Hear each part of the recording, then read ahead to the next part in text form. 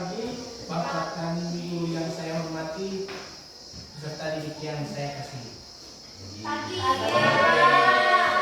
Pagi hari ini saya akan lanjut membahas tentang rencana tindak lanjut untuk SMP Negeri 1 Ciba dalam kegiatan komunitas belajar yang sudah sebelumnya dibahas. Apa-apa yang punya kegiatan sebentar saya akan bahas di sini. Ya, saya langsung yang pertama judul program atau kegiatan. Judul programnya Sport Education Model. Generasi cerdas implementasi proyek Sport Education Model. Latar belakangnya pelaksanaan program ini nanti berdasarkan choice advocacy peserta didik atau suara peserta didik akan memberikan kesempatan untuk berpartisipasi, merancang dan mendemonstrasikan penerapan SEN. Dalam arti kalian yang membuat itu pertandingan sebentar, kalian juga yang akan melaksanakan. Itu diserahkan kepada seluruh peserta didik, bukan kepada guru. Itu maksudnya. Kalian yang membuat, kalian yang merancang, kalian yang melakukan. Itu diserahkan kepada peserta didik. Itu maksud dari mendemonstrasikan ini, membuat. Choice atau pilihan. Peserta didik memilih salah satu jenis permainan yang akan digunakan. Dalam arti yang pertama, kalau misalnya kita melakukan permainan bola voli, kalian pilih itu, bagaimana kalian menggunakan permainan bola voli? Apakah dimodif atau kalian menggunakan sebetulnya, itu tergantung dari kalian. Karena nanti pada saat kalian melakukan itu, kalian harus membuat panitia kecil dari kalian sendiri. Siapa dia punya panitia, dia punya ketua panitianya siapa? Siapa dia punya ketua pelaksananya? Siapa dia punya seksi-seksinya? Kalian nanti dibagikan dalam satu kelompok kecil. Yang dalam arti gurunya nanti hanya tukang fasilitas, dia hanya memfasilitasi kegiatan itu. Guru tidak mengambil bagian, tapi guru hanya memfasilitasi apa saja kebutuhan yang peserta didik butuhkan nanti akan difasilitasi oleh guru. Tapi untuk melakukan kegiatannya itu semuanya dilakukan oleh seluruh peserta didik tanpa diikutsertakan guru. Misalnya kalau sudah ada panitianya, siapa nanti yang sebagai wasitnya? Tetap dari peserta didik itu sendiri. Mereka semua yang melakukan itu. Itu maksudnya. Paham ya? Ya, saya lanjut. Ownership atau kepemilikan dengan melibatkan peserta didik dalam proses pengambilan keputusan supaya mereka mempunyai rasa tanggung jawab terhadap keberhasilan program. Ya, saya kasih contoh tadi seperti wasit itu.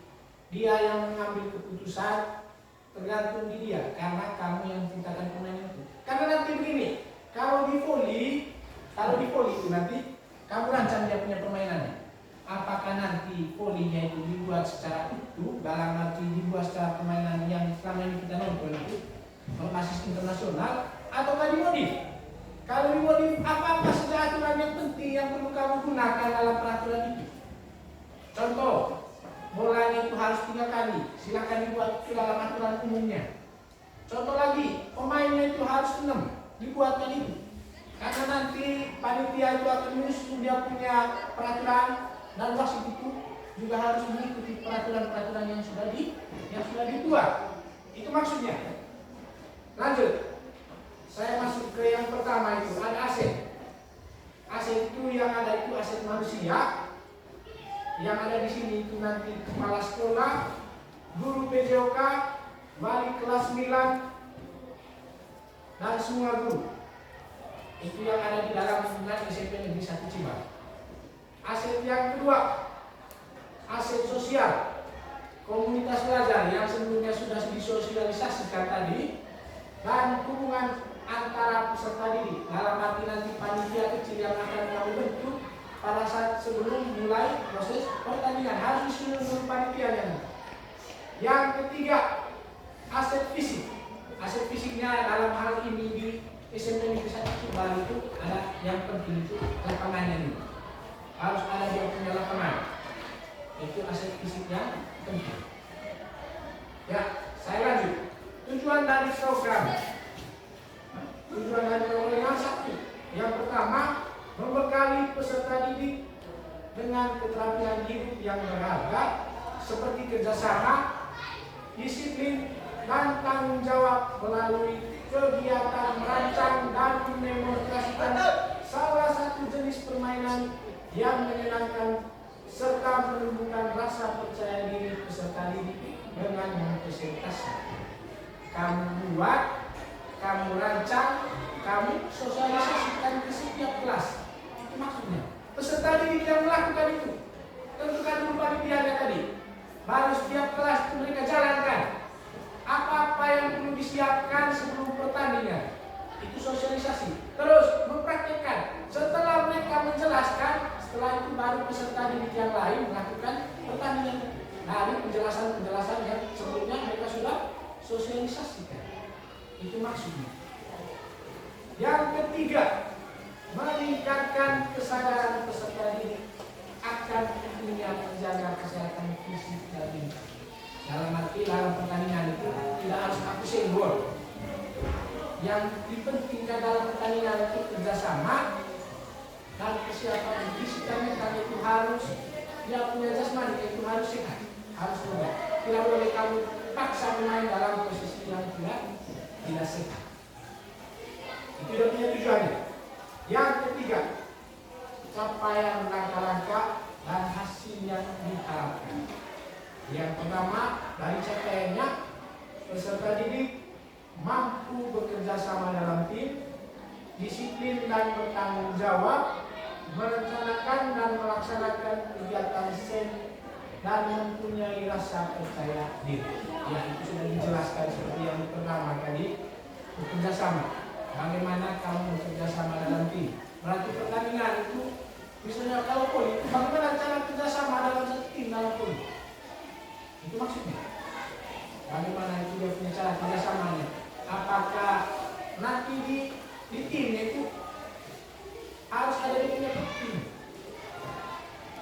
Latihnya itu dia melakukan dari luar supaya timnya itu kompak. Bagaimana caranya? Itu tergantung dari pelatih setiap timnya. Terus disiplin. Disiplinnya itu tergantung dari pelatihnya. Dia harus mengajarkan dia punya pemain bagaimana cara disiplinnya. Terus bertanggung jawab. Itu tergantung pelatihnya. Itu nanti dibagikan dalam kelompok kecil tidak di setiap timnya itu. Siapa yang bertugas sebagai pelatihnya, siapa yang bertugas sebagai dia punya asisten pelatihnya, nanti dibagikan. Untuk itu nanti yang mensosialisasikan ini barang harus benar-benar mendapatkan ilmu yang cukup. Nanti kami sebagai guru kecokan itu kami akan memberitahukan kepada penelitian kecil itu bagaimana kami mensosialisasikan di setiap kelas untuk mempersiapkan kegiatan ini. Ya, sudah ya? Saya lanjut. Yang kedua, memberikan pelatihan dasar tentang disiplin dan tanggung jawab. Yang ketiga, mengadakan evaluasi rutin dan memantau kemajuan dan memberikan umpan balik yang konstruktif. Yang keempat, hasil yang diharapkan seperti apa? Yang pasti hasil yang diharapkan, peserta didik menunjukkan kemampuan kerjasama dari kelompok, kedisiplinan dalam dan mematuhi jadwal latihan dan tanggung jawab atas peran tugas yang mereka dapatkan dalam kegiatan SEM. Yang paling penting. Ya, sekarang kalau sebelumnya kita membahas tentang capaian dan langkah-langkah dan hasil yang diharapkan, sekarang kita masuk ke struktur program dan mitra dalam komunitas belajar. Yang pertama, program SEM dirancang sebagai kegiatan kurikuler yang menarik dan berkelanjutan. Kegiatan ini memberikan kesempatan kepada peserta didik untuk berolahraga secara teratur, meningkatkan kebugaran dan membantu sosial yang positif. Yang kedua, target program dalam hal ini saya ambil sampel saja di kelas 9. Kelas 9 dengan usia rata-rata antara 13 sampai 15 tahun. Ya, yang ketiga, pengaturan program akan dilaksanakan di lapangan setelah melaksanakan ujian PAS. Untuk kelas 8 nya PAS, untuk kelas 9 nya PAS. Sedangkan untuk kelas 8 nya itu harus tidak salah ya, SAS. Oh ya, SAS. Semakin aktif semester. Yaitu yang begitu mereka nih. Yang keempat, anggota komunitas belajar yang akan berkolaborasi dengan guru PJK, guru bahasa Indonesia, guru TIK. Ya, itu sudah dijelaskan pada saat kami mendapatkan materi di komunitas. Yang berikut, rencana evaluasi. Yang pertama, evaluasi menggunakan observasi dan refleksi peserta didik dan guru. Nanti kami dari peserta didiknya evaluasinya pada saat selesai kegiatan apa yang dapat setelah kamu melakukan pertandingan atau pada saat kamu membuat suatu pertandingan itu evaluasi setelah kamu menyelesaikan semua itu. Berarti pada saat setelah melakukan kegiatan PAS itu selama 1 minggu itu setelah itu ada dia waktu yang kamu evaluasi. Mana yang kurang, mana yang pas, mana yang lebih. Evaluasi setelah kegiatan. Lanjut, peserta didik yang mengikuti program berdasarkan keikutsertaan aktif dalam program SEM. Setelah itu, guru PJK yang terlibat langsung dalam program tersebut. Ya, guru dalam hal ini sudah dijelaskan tadi. Hanya sebagai fasilitas. Mereka memfasilitasi apa yang dibutuhkan, semacam lapangannya nanti dibuat bersama-sama dengan panitia kecil yang sudah dibentuk. Itu maksudnya. Ya, lanjut. Kemungkinan tantangan. Yang pertama, kurangnya partisipasi dan antusiasme peserta didik, mungkin karena kurangnya minat, perasaan malu, atau kurangnya pemahaman tentang SEM. Yang pasti dalam hal ini saya kasih contoh tentang minat. Kalau kita bikin permainan bola voli, pasti ada yang tidak semuanya peserta didik itu suka dengan voli. Ada sebagian yang tidak suka. Contohnya kalau laki-laki, mereka kebanyakan lebih senang ke sepak bola. Tapi di sini nanti kita buat voli itu dipertandingkan untuk putra dan putri. Ini setelah kegiatan PAS nanti, setelah ujian aktif semester.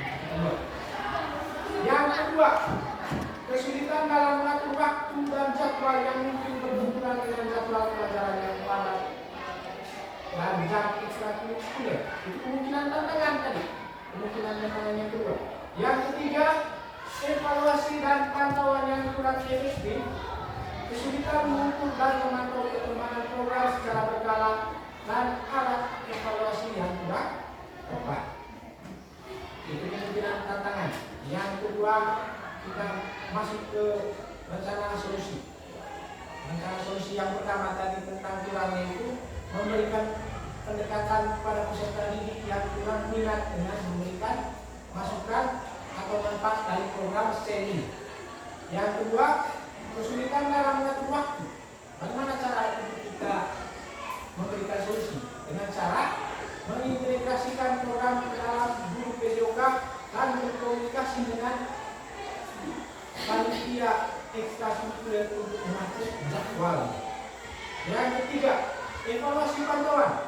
Solusinya menetapkan jadwal evaluasi yang rutin dan memantau kemajuan dan umpan balik yang konstruktif untuk melakukan perbaikan jika ada kekurangan. Ya, sampai di sini. Untuk itu sebelum kita tutup kegiatannya mungkin ada sedikit umpan balik yang Bapak dan Ibu mau berikan. Begitu juga para peserta didik. Mungkin ada umpan balik yang mau diberikan kepada saya. Waktu dan kesempatan saya berikan.